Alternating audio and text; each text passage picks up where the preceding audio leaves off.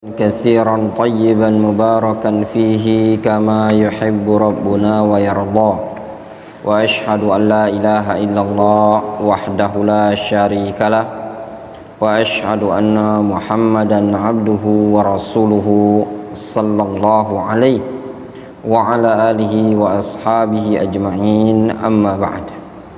قال المؤلف معوقات حفظ القرآن. Mu'awwiqat, penghalang-penghalang dari menghafal Al-Quran. Menghafal Al-Quran ya ikhwan, ya tullabul ilm, adalah amalan yang paling mulia. Profesi sebagai penghafal Al-Quran adalah profesi yang paling bagus. Nabi SAW mengatakan, khairukum man ta'allamal Qur'an wa 'allamahu. Sebaik-baik kalian adalah orang yang mempelajari Al-Qur'an dan mengajarkannya. Dikarenakan menuntut ilmu syar'i adalah aktivitas terbaik bagi seseorang, maka syaitan tidak akan berdiam diri. Dia akan berupaya untuk memalingkan Bani Adam dari menuntut ilmu syar'i. Bahkan dia, syaitan, akan memalingkan Bani Adam dari menghafal Al-Quran. Ada saja sebab-sebab yang kadang bisa menjauhkan seseorang dari menghafal Al-Quran. Kadang ada saja penghalang-penghalangnya, sehingga berat bagi dia untuk menghafal Al-Quran tersebut. Kenapa? Karena menghafal Al-Quran adalah amalan yang paling mulia. Mu'awwiqatu hifdzil Qur'anil Karim katsiratun. Penghalang-penghalang menghafal Al-Quran sangatlah banyak. Minha ma ya'ti. Di antaranya sebagai berikut. 1. Adamu mura'ati amril ikhlasi wa ihtisabil ajri minallahi azza wa jalla wa husnul dzan bihi. Yang pertama adalah tidak memperhatikan perkara keikhlasan dan tidak memperhatikan perkara mengharapkan pahala, serta tidak berprasangka buruk kepada Allah Azza wa Jalla. Ini penghalang pertama. Penghalang pertama, yang selesai pelajaran ini langsung dikoreksi. Yang tidak bisa nulis, yang tidak ada tulisan, siap-siap sekali pelajaran 10 kali push up. Ya. Penghalang-penghalang dari menghafal Al-Quran yang pertama, tidak memperhatikan perkara keikhlasan dan tidak memperhatikan mengharap pahala kepada Allah serta berprasangka baik. Nah, ini tadi orang kadang gagal dalam menghafal Al-Quran kalau dia tidak ikhlas. Dia tidak mengharapkan pahala. Kalau dia belajarnya ikhlas dan mengharapkan pahala, maka Allah akan mudahkan bagi dia untuk menghafal Al-Quran. Dan juga keikhlasan ini bagi seorang penuntut ilmu, dia akan menyebabkan seorang penuntut ilmu itu tegar, kuat di dalam menuntut ilmu, tidak mudah digoyahkan oleh berbagai macam gangguan. Tegar dia, ikhlas karena Allah Azza wa Jalla, dia yang penting harap pahala. Ada teman ngejek, embuli segala macam, tidak diambil pusing sama dia. Yang penting dia belajar. Apapun yang terjadi di pondok pesantren, manis, pahit, asam, hujan badai, hujan debu, hujan segala macam, tetap tegar. Antum belajar masih mending, kalau ada hujan, hujannya air. Kita dulu belajar kalau mau hujan bukan air yang turun tapi debu, namanya badai debu. Yang kedua, az-dzunubu wal ma'asi. Yang kedua, penghalang dari menghafal Al-Quran adalah dosa dan maksiat.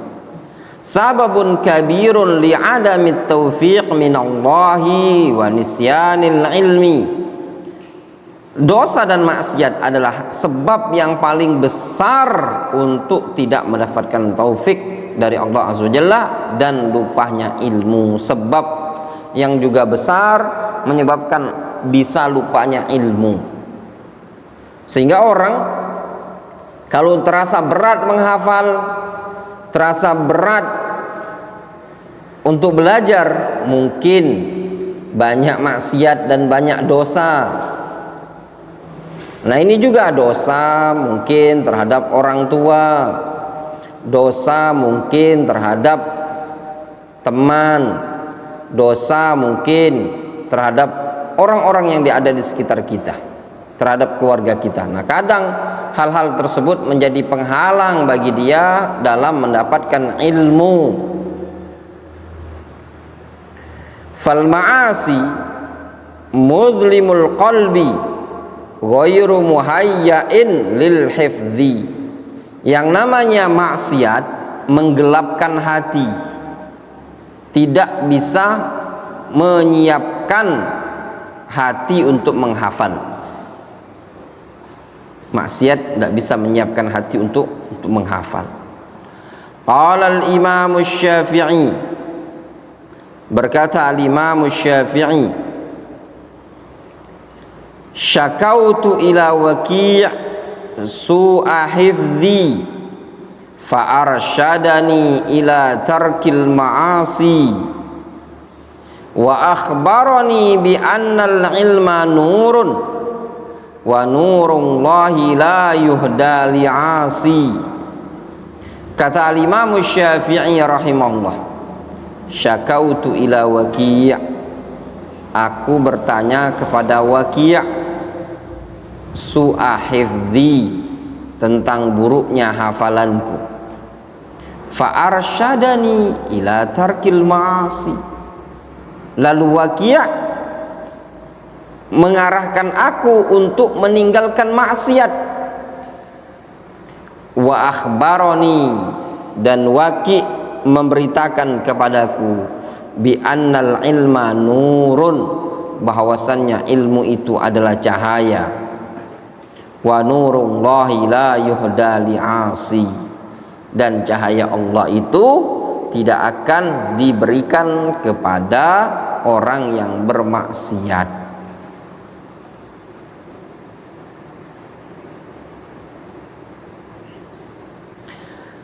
Kemudian sebab yang ketiga, penghalang ketiga dari penghalang menghafal Al-Quran adalah al-ajalatu fil hifdzi ma'al ihmali lil mahfudzi wa adami muraja'atihi. Al-ajalah, terburu-buru di dalam menghafal serta dibarengi menyepelekan yang sudah dihafal dan tidak memurojaahnya. Nah, ini juga ada orang yang cepet-cepet pengen ngafal cepet, sehingga pengen cepet hafal Al-Quran, lalu yang sudah dihafal sama dia tidak dimurojaah. Wa dzalika imma li dha'fil himmah, bisa jadi yang demikian itu terkadang sebabnya karena cita-citanya lemah. Auli kauni ghardi talib al-intiha minal hifdzi, atau terkadang tujuannya dia pengen cepat selesai ngehafalnya, sudah yang penting aku selesai. Aulin syiralihi zaid bi umurin au durusin ukhra, atau kadang kesibukan dia dengan perkara-perkara yang lain, atau ada pelajaran-pelajaran lain yang diikuti sama dia sehingga dia tidak fokus untuk menghafal. Yang keempat, al-ihtimamuz zaid bi umurid dunya mu'awwiqun kabirun min mu'awwiqatil hifdzi wal ilmi. Perhatian yang sangat berlebihan terhadap perkara-perkara dunia adalah penghalang yang sangat besar dari sekian penghalang-penghalang menghafal dan penghalang ilmu. Terlalu sibuk dengan dunia, terlalu ngurusi dunia, ya, sehingga menjadi sebab dia terhalangi dari menghafal Al-Quran. Sibuk kerja, pagi kerja, malam kerja, pagi kerja, malam kerja. Kemudian yang kelima, imtila'ul mi'da bit ta'am, penuhnya perut dengan makanan, terlalu kenyang. Fahuwa minal asya' allati qad tahulu dunal hifdhi. Sesungguhnya kekenyangan termasuk perkara yang terkadang bisa menghalangi hafalan. Wa tuaddi ila dha'fiz dzakirah, dan bisa menyebabkan lemahnya ingatan. Walidza qil, oleh karena itu sebagian mereka para ulama mengatakan al-bitanatu tuzhibul fitnah, kenyang bisa menghilangkan kecerdasan. Ya, perut kenyang, banyak makan, menghilangkan kecerdasan. Ya, al-bitanatu tuzhibul fitnah, fitnah kecerdasan artinya. Kalau begitu makan antum sedikit saja ya, supaya kuat menghafalnya. Antum lihat di Yaman itu orang-orang yang pinter-pinter karena makannya dikit. Santri Indonesia dikasih kenyang. Ya. Yang keenam, al-kibru 'alan nas, sombong. Wa nadhara ar-rajul ila nafsihi annahu fawqan nas, yaitu seseorang melihat ke dirinya seakan-akan dia di atas orang lain. Sok hebat, sok pandai baca Al-Quran, sok pinter ngehafal, sok jago dia. Nah, ini tadi penghalang dari ilmu, ya. Nganggap kalau dia sudah hebat, padahal dia belum apa-apanya. Ngaji saja masih pelantat pelintut belepotan, tapi sombongnya luar biasa. Nganggap orang lain itu rendah. Sa'asrifu an ayati alladzina yatakabbaruna fil ardi bighairil haqq. Kata Allah Azza wa Jalla, sa'asrif, aku akan palingkan, an ayati, dari ayat-ayatku. Siapa yang akan dipalingkan oleh Allah? Alladzina yatakabbaruna fil ardi bighairil haqq, yaitu orang-orang yang sombong di muka bumi dengan tanpa hak.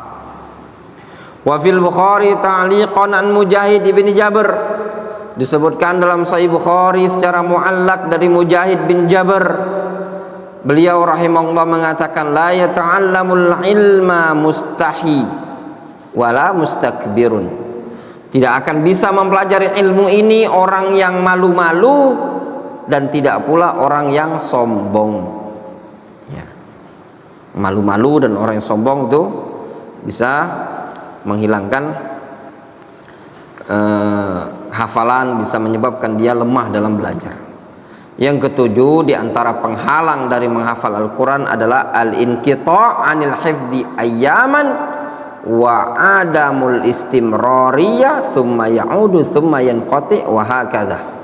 Yang ketujuh adalah terputus dari menghafal, beberapa hari nak menghafal, wa adamul istimrariyah, dan tidak kontinu, kemudian balik lagi menghafal, thumma yanqati, kemudian belajar lagi. Nah, ini demikian seterusnya. Ngafal, nanti putus, ngafal, mondok, kaki ngilang, mondok, terus ngilang lagi 6 bulan, 3 bulan, mondok lagi, ngilang selama-lamanya. Nah, ini tadi tidak akan mungkin bisa. Ya, makanya fokus itu tadi. Wallahu ta'ala. Kemudian asbabul khata' fi qiraatil Qur'an indal mubtadi', sebab-sebab kesalahan di dalam membaca Al-Quran bagi para pemula. Ghaliban ma yakunul khata'u 'indal mubtadi' an tariqil ati. Nah, terkadang kesalahan pada pemula adalah dari metode beberapa dari metode-metode berikut.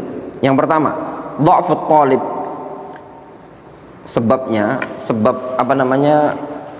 kesalahan dalam membaca Al-Quran. Yang pertama, dha'fut talib fi qira'atin nusus al-adiyah wa adamu dhabti qawaidil imla. Nah ini tadi ya kawan, sebab kesalahan dalam baca Al-Quran bagi pemula itu terkadang lemahnya seorang talib ketika membaca nas-nas yang adiyah, nas-nas yang sudah biasa, dan tidak mendhabt kaidah imla.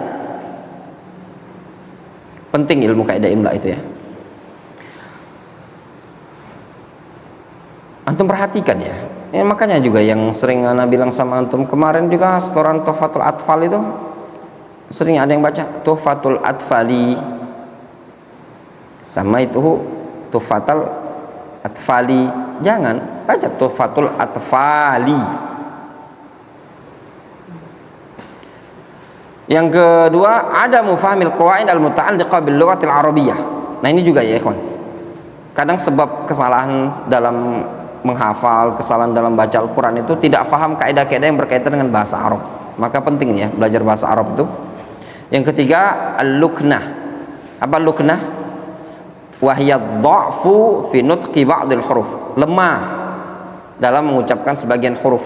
Nah itu juga kadang lemah. Dia mengucapkan misalkan dhad ya, dia tidak bisa. Allah, dia tidak bisa kadang. Mungkin misalkan apa? Sya, tidak bisa. Luknah. Wa adamu ma'rifatit talib biqawaid ar-rasm al-Utsmani lil mushaf asy-syarif. Juga kadang sebabnya adalah seorang talib tidak mengetahui kaidah-kaidah penulisan rasm Utsmani pada mushaf yang mulia tersebut. Wa ikhtilafuha an qawaid ar-rasm al-ma'rufah, dan juga tidak mengenal perbedaannya dari kaidah-kaidah rasm al-ma'rufah. Wa adamu ma'rifati rumuzil mushaf, dan juga terkadang sebabnya seorang thalib tidak ngerti tanda-tanda yang ada di mushaf. Contoh misalkan sebagian mushaf itu kadang ada yang misalkan nun wiqayah. Contoh misalkan lanas fa'am bin nasiyah, ya enggak gitu ayatnya. Atau contoh misalkan sebagai apa gitu contoh, yauma idzin, ada dalam Al-Quran yauma idzinil haq, yauma idzinil haq, gitu kan bacanya, yauma idzin al haq. Bacanya gimana? Yauma idzinil haq, gitu kan. Nah karena dia tidak ngerti ada tanda nun, akhirnya dia baca yauma idzinul haq.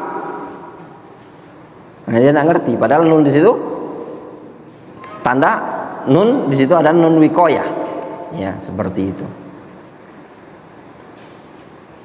Dia tidak ngerti misalkan tanda bimusaitir, ada penulisan sad, ada sin gitu loh. Yang kelima, ada muhifdzil ma'lumat an-nadhariyah wal qawaid al-kulliyah fil qira'ah allati yaqra'u biha. Yang kelima, sebabnya terkadang dia tidak menghafal maklumat teori dan kaidah-kaidah yang kuliah tentang bacaan yang akan dia baca. Yang keenam, qillatut tadarrub ala islahil huruf ba'da ta'limil muallim lahu. Dan yang keenam, terkadang sebab kesalahan seseorang baca Al-Quran tidak mempraktekkan, tidak melatih pembenaran huruf-huruf setelah dia belajar atau setelah diajari oleh seorang guru. Tidak mau dilatih sama dia, udah dikasih tahu sama Ustadz Syarif cara mengucapkan misalkan sa, misalkan bas, kasih tahu masih dia bas. Dibilang sama dal, qul huwallahu ahad, ya tidak dipraktekkan. Nah yang seperti ini kadang menyebabkan kesalahan. Makanya ketika antum diajari oleh seorang guru, diucapkan kalimat yang benar, antum ikuti dan antum praktekkan. Wallahu ta'ala. Naktafi bihadza.